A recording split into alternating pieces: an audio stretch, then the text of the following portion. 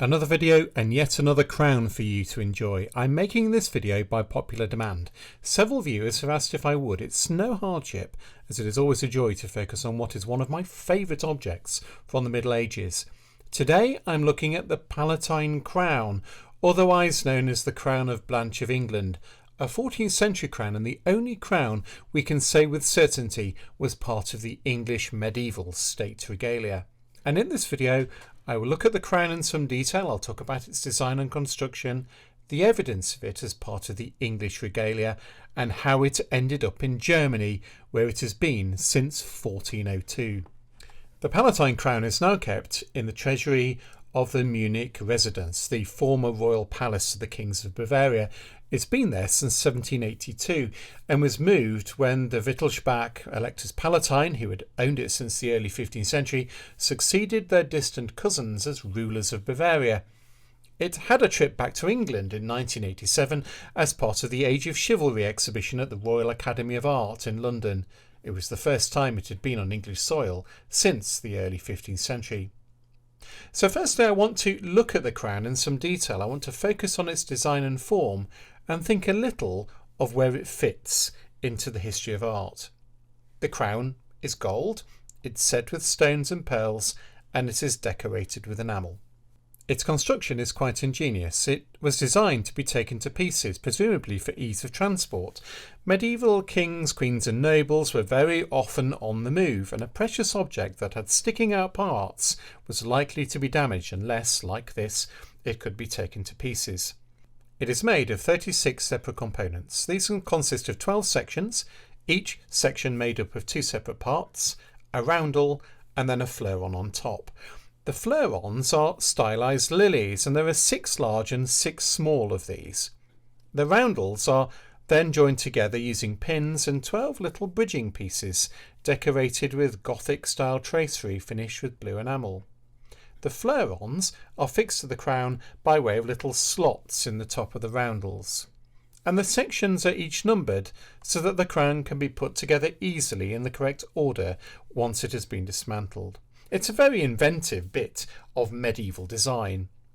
The roundels, along with the bridging pieces, form the circlet of the crown, and each roundel is a setting for a large focal stone, a sapphire. The detail in these roundels is really quite incredible. The sapphires are backed by cast gold openwork Gothic tracery, and then they're enclosed within a hexagon-shaped border of alternating red or blue enamel. The red enamel is decorated with tiny white flowers, and the blue is sprinkled with white dots as though to emulate the night sky. The corners of the hexagons are enriched with 3 rubies and also clusters of 4 pearls, each cluster surrounding a tiny little diamond. The fleurons, the stylized lilies, are flowing and quite naturalistic in style, and the edges of the leaves are delicately crimped. Up the stem of each fleuron are tiny engraved little leaves, and the tops of the fleurons are a setting for more stone. Now the large fleurons have a ruby set in the centre and a sapphire in each of the leaves. The top leaf of these is set with a cluster of 3 pearls, with again a diamond in the centre, and the lower leaves have pearls attached to them.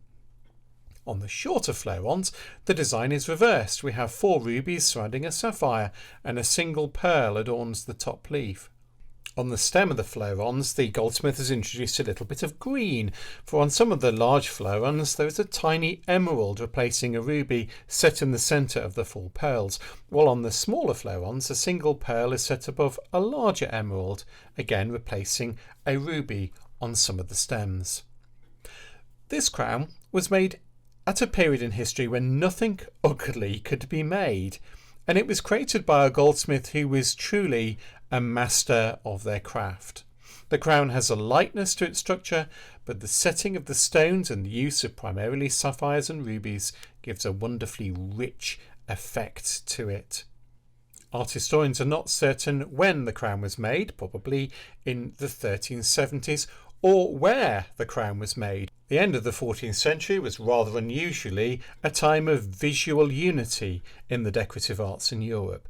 An artistic movement dominated Europe that is often called the International Gothic style, an art produced in France, Burgundy, northern Italy, Luxembourg, England and Bohemia have much in common stylistically. Fashion, particularly for high-end goods, was set by the major courts of Europe, and they were all well connected in this period.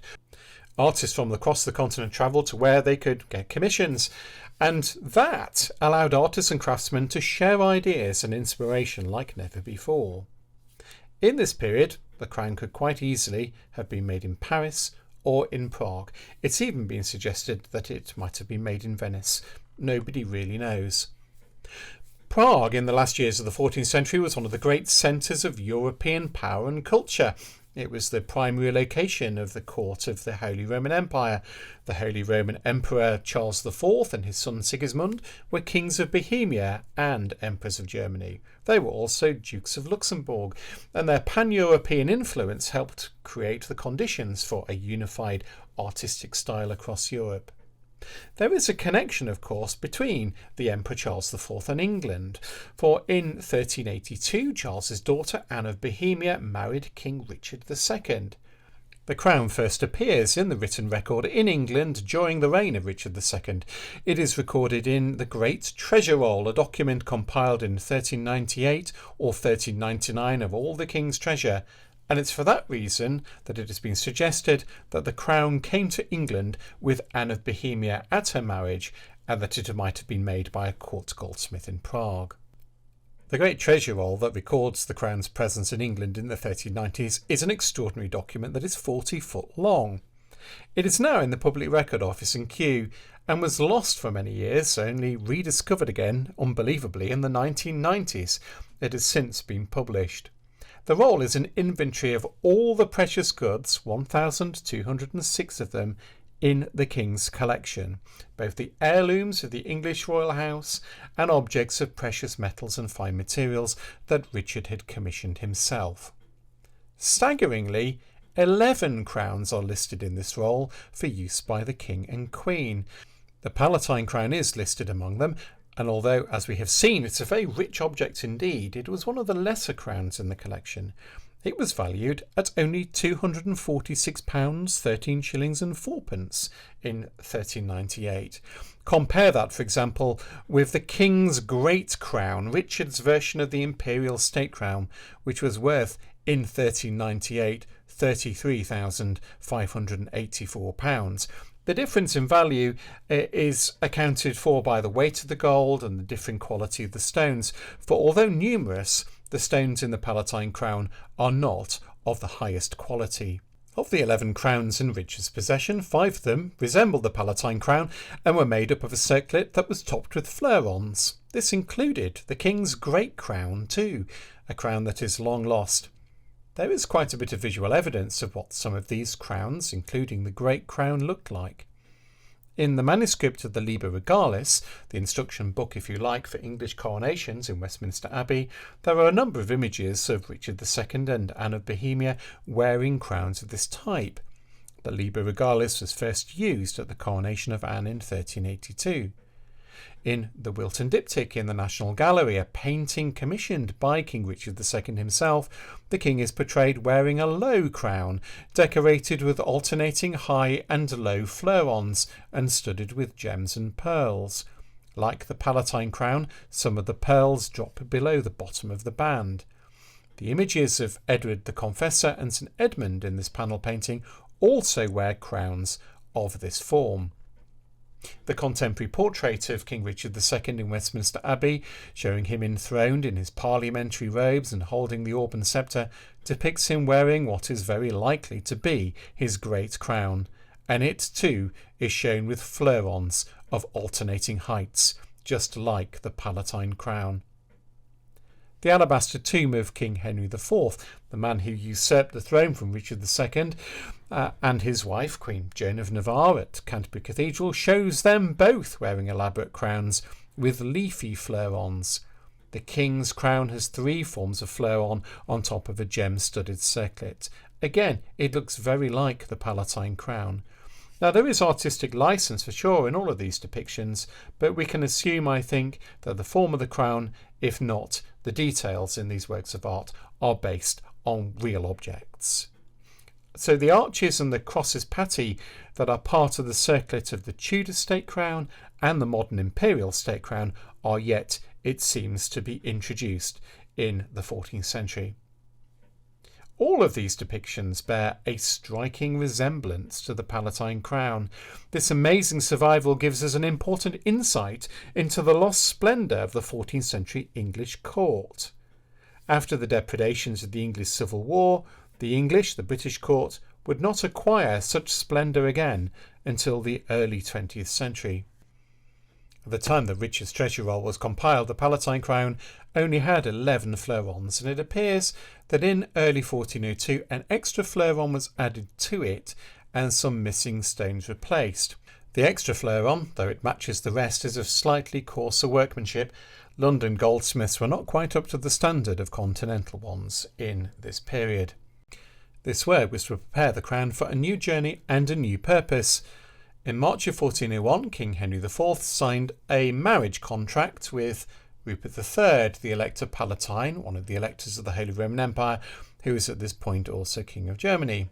This particular marriage contract was part of Henry's plan to bolster the legitimacy of his shaky new reign with important continental alliances. The bride was to be Henry IV's young daughter Blanche. The groom was to be Rupert's son Louis. The dowry at Blanche's marriage to Louis was set at 40,000 gold nobles, and it seems that the crown was part of the dowry too. 10-year-old Blanche married 24-year-old Louis in Cologne Cathedral in July of 1402, and she most probably wore the crown for her wedding. Aged 14 in 1406, she gave birth to her only living child, Rupert. 3 years later, she was pregnant again, but she caught a fever, and she died in May of 1409, aged only 17. She is buried under this stone in the collegiate church of St. Aegidius in Neustadt in the Palatinate, the family's mausoleum, and in the church there are portraits both of her and her husband. Louis, Blanche's widower, succeeded to his inheritance as the Elector Louis III the year after his young wife's death, and in 1421 the crown, her crown, was pawned to the wealthy Cistercian Abbey of Montbron by Louis, but it was later retrieved.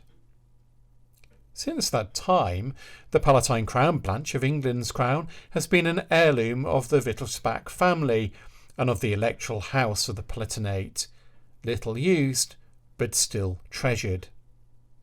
It's just as well, really, that it's been little used, for none of the other crowns in Richard II's treasure roll survive. They didn't last as long as the Tudors. Crowns in England were working objects, and they were constantly remodelled. Had the crown remained in England and by chance survived the Tudor regime into the 17th century, it would of course have been destroyed with the rest of the English state regalia in 1649. Thank goodness it survived to give us some insight into the visual splendour of late medieval European court life. Thanks for watching. If you enjoyed this channel, you're bound to enjoy my magazine, The Antiquary. Published every month, it is a labour of love for me, and in it I explore some of the more obscure aspects of our shared history, all beautifully illustrated in full colour. It ships across the world, is offered in print and digital format, and readers give it 5 stars on Google. If you love your history like me, particularly the history of objects, buildings, people and places, why not consider subscribing? Subscribing helps support my work and the channel too. There's a link above and in the video description that takes you to the magazine website.